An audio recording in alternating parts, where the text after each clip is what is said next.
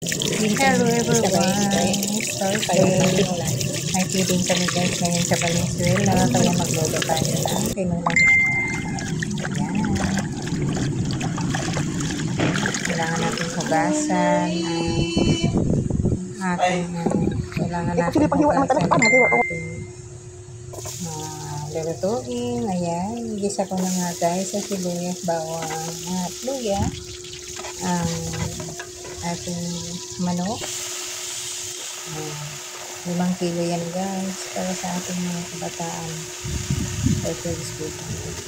So medyo dalawa lang kami ngayon kasi mga busy ang mga nanay.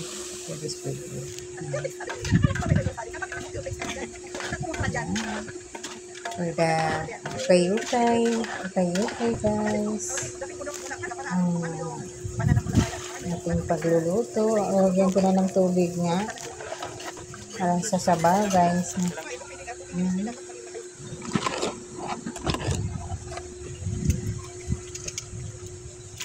Ito na nga. Lalagay ko na ngayon yung gulay. So, sa araw na ito guys ay maulan yung umaga nito.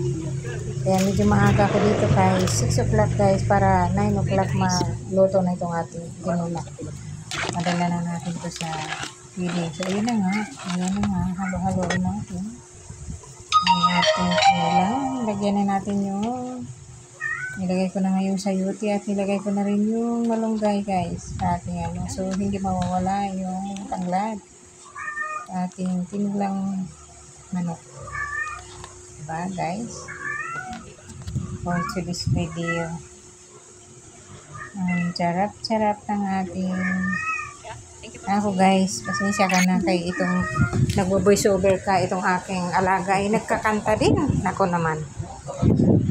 Gustong lumabas at ito'y nakakulong man. Imbes nagbo-voice over ako dito.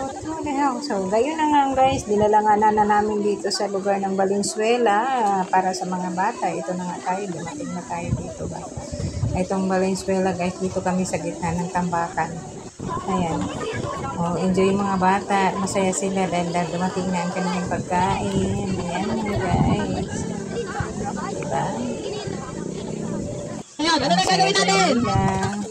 Ate Rosa, dali ka dito. Ito ay papakainin natin sila ng tinulang manok, ice cream, juice.